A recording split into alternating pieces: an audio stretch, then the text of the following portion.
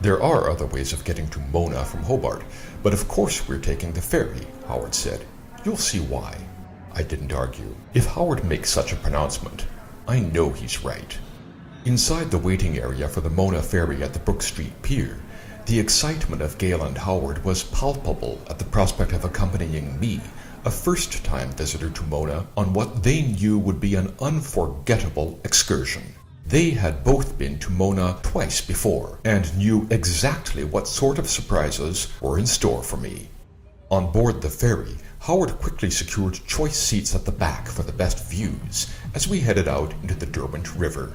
The day before, I had incorrectly assumed that this expanse of water must be the sea, but the Derwent estuary continues well to the south before it meets the sea. I collected 3 excellent cappuccinos for us from the very well-equipped bar, something I by now took for granted in Australia, and we sat back to enjoy the ride, passing the Aurora Australis, with views back to Hobart and Mount Wellington beyond.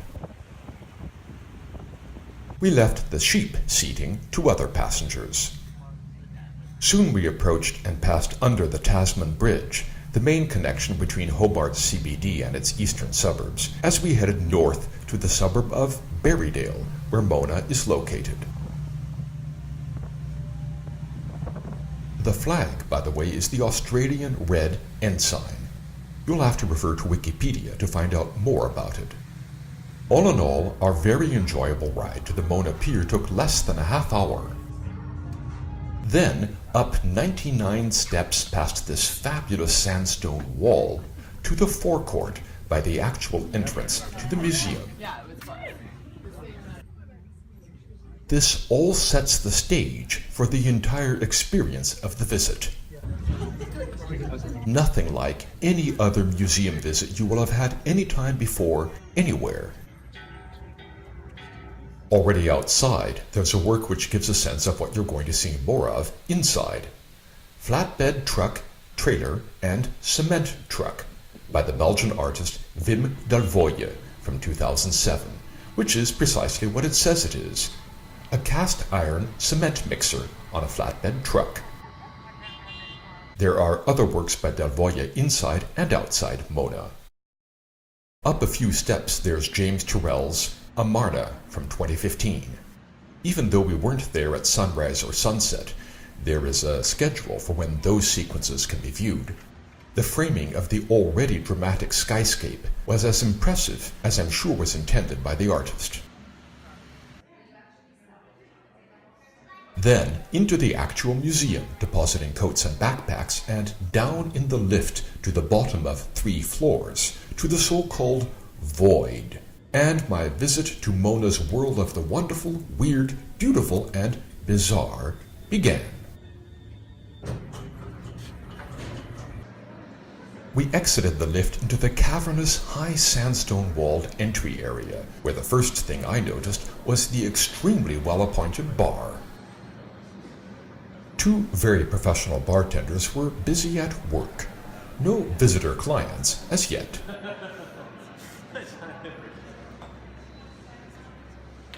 There are no labels on any artworks at Mona, but we outfitted ourselves with the O device, which uses an internal positioning system to figure out where you are, and offers texts and audio on the artworks near you.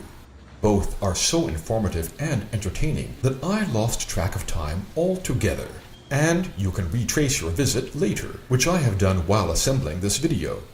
It was all far too much for my memory to store without some help.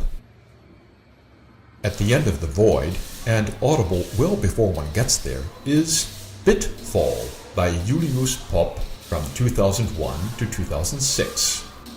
2 cycles intermingle, a water cycle and statistically significant words gleaned from internet news cycles. Each drop of water forms a pixel or bit of information, the words dissolving as the water falls. I was utterly entranced by this, and found it hard to tear myself away at each of the levels from which I could view it. This pleasantly imperative arrow had me following its direction into the Museum of Everything. I soon found out that this title was not hyperbolic in the least.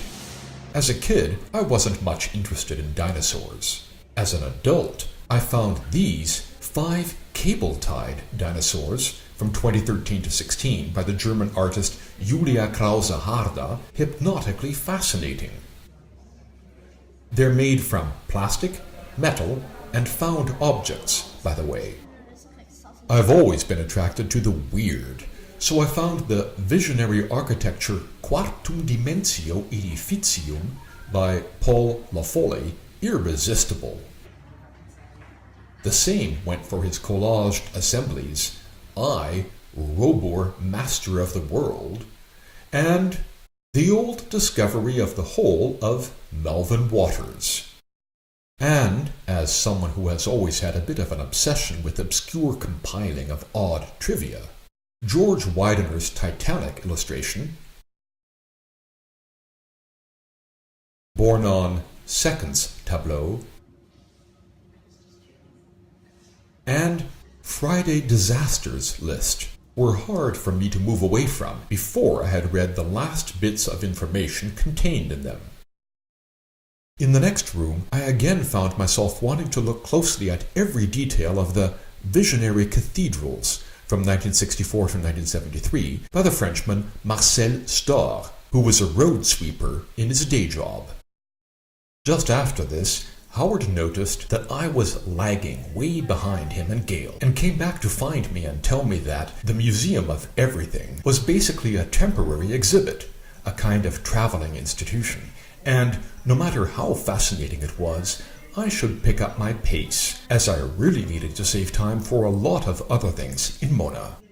So I stopped listening to the audio on the O for most items, and forced myself to focus on fewer things, such as these 2 very colorful inked drawings of wrestling matches by Tomoyuki Shinki, these 2 graph cutouts from 2005 by the New Zealander Martin Thompson, or these 6 delicate crayon gestures, also from 2005, by Yuichi Saito, or this mobile of airplanes made out of cardboard by Hans-Jörg Georgi. I inadvertently took the wrong exit from this room to continue, but a very helpful sign led me back to the Museum of Everything. Limiting myself to 3 highlights from subsequent rooms, there were the 12 Rock Garden Citizens by Nek Chand from India, made out of metal, cement, ceramic, and rock.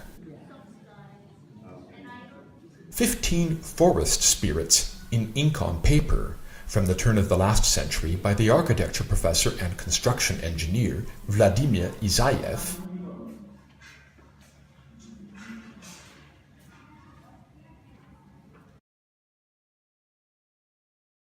and these interior botanies, mostly in crayon or ink on paper, by the former dental assistant Anna Zemankova from the early 1960s.